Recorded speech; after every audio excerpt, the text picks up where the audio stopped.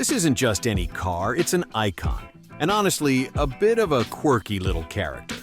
The story of the Mini is really two stories. There's the classic Mini that charmed the world for over 40 years, and then there's the modern Mini that was reborn under BMW's ownership.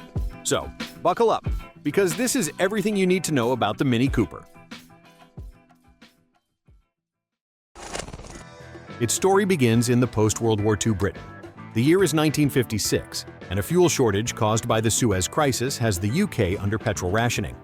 Suddenly, large cars were out, and the market for small, economical bubble cars boomed. Leonard Lord, the head of the British Motor Corporation, reportedly detested these little cars so much that he made a vow to get them off the streets by designing a proper miniature car. He tasked a visionary engineer named Sir Alec Isagonis with this project, laying down some very specific ground rules. The car had to fit into a box that was just 10 feet long by 4 feet wide and 4 feet high, and the passenger compartment had to take up a whopping 6 feet of that length. For the sake of cost, the car also had to use an existing engine. Just imagine getting a design brief like that today.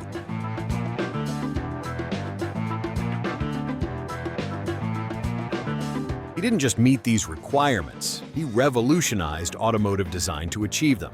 His solution was brilliant and unconventional for the time. He placed the engine transversely or sideways at the front of the car and gave it front-wheel drive.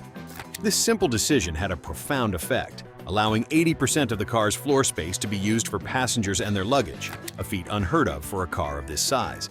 The team built the original prototype by July 1957, affectionately calling it the Orange Box due to its color, and it was approved for production shortly after.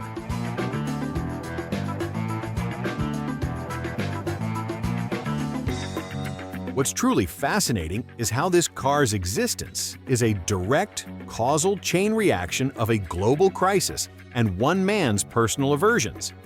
Leonard Lord's disdain for bubble cars set in motion a design project that, through the genius of Sir Alec, produced a car so innovative it would go on to influence an entire generation of front-wheel drive vehicles. The car's cheerful, boxy shape is a direct result of its functional requirements, a pure expression of form follows function. The car's form and its story are one and the same.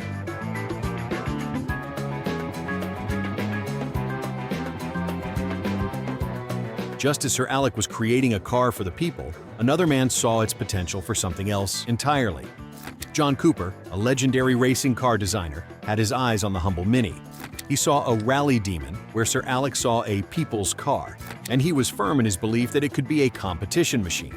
Sir Alec rejected Cooper's idea, saying that these cars are not designed for competition use. But Cooper was persistent. He eventually went around Sir Alec and got the head of British Leyland to commission 1,000 performance-oriented Mini vehicles, with Cooper getting a royalty for each one sold. This conflict of personalities gave birth to the performance version that would define the brand's iconic status, proving that the Mini's story is as much about the people who shaped it as it is about the car itself.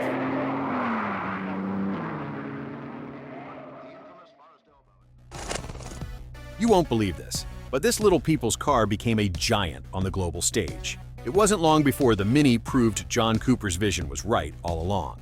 The performance versions, the Mini Cooper and the Cooper S, became incredibly successful in both racing and rallying. Its legendary rally career included historic victories at the Monte Carlo Rally in 1964, 1965, and 1967. Its rally legacy also includes a notable win by female racing legend Pat Moss at the Netherlands Tulip Rally in 1964, which is a detail that shows just how impactful the Mini was in motorsports. Today, this legacy lives on with the modern John Cooper Works race team, which continues to bring home victories, including a driver and manufacturer's championship at the season finale in Indianapolis in 2024, as well as 6 overall wins at the brutal Dakar Rally.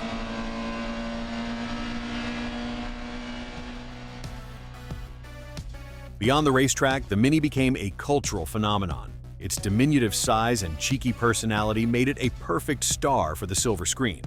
Its most famous cinematic moment, of course, is in the 1969 action-adventure film The Italian Job. The iconic trio of red, white, and blue Mini Coopers famously raced down the streets, pavements, and even sewers of Italy in a high-stakes chase. The car's agile handling and small stature made it the perfect cinematic tool.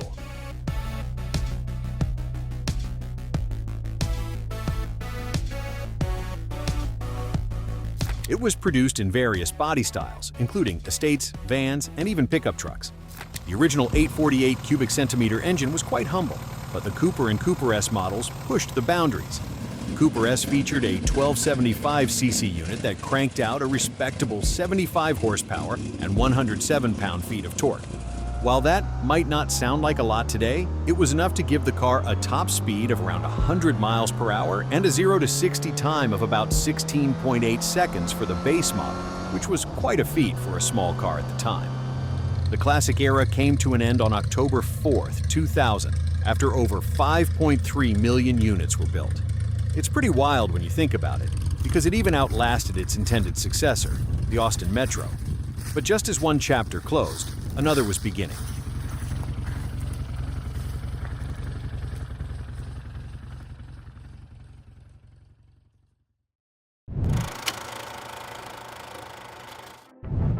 The story of the modern Mini is a testament to a savvy brand management.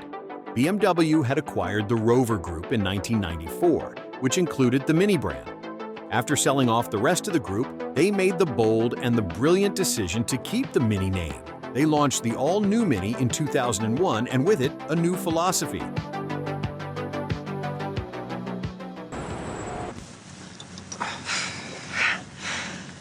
Wow, there's a lot of room in here, huh?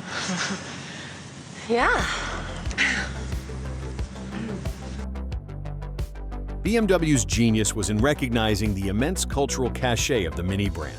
They didn't just revive the car, they strategically repositioned it. Instead of marketing it as cheap transportation, which small cars often struggle with in the US market, they introduced it as a premium and a stylish urban vehicle. They managed to retain the original's mininess, the iconic looks, and the fun-to-drive appeal, while adding modern engineering, comfort, and reliability. Gone was the harshness of the classic, replaced with a car that felt modern and refined.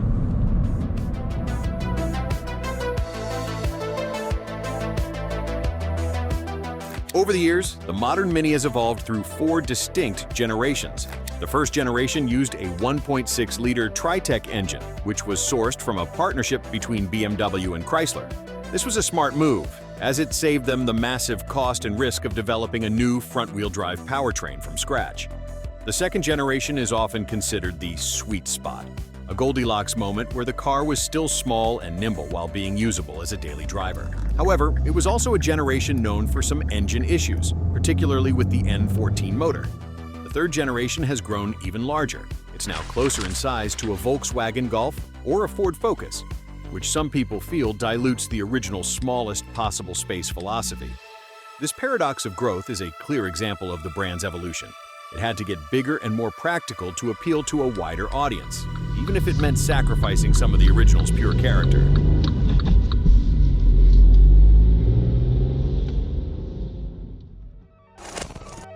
The Mini Cooper is a car that, in my opinion, has few true rivals. Its closest stylistic competitor is the Fiat 500e, which is also a small, retro-styled hatchback that trades practicality for a unique aesthetic. On the other hand, you have cars like the Kia Soul, which offers a similar vibe but is far more practical, more affordable, and less focused on being a driver's car. I think the most telling comparison, though, is the one you can make within its own family. The larger Mini Countryman shares a platform with the BMW X1. Its price, size, and performance are nearly identical to its BMW siblings, which shows just how far the Mini has come from its economy car roots. It has grown into a segment that directly competes with its parent company's brand. So, what's the final word? The Mini Cooper is not a car for everyone. It's a car you buy with your heart, not just your head. It may come with higher maintenance costs and a few quirks, but for those who value a unique design, a fun-to-drive experience, and a strong sense of community, it's in a class of its own. So, if you're looking for a car with a huge personality and a wild history, you just might be ready to motor. What do you guys think?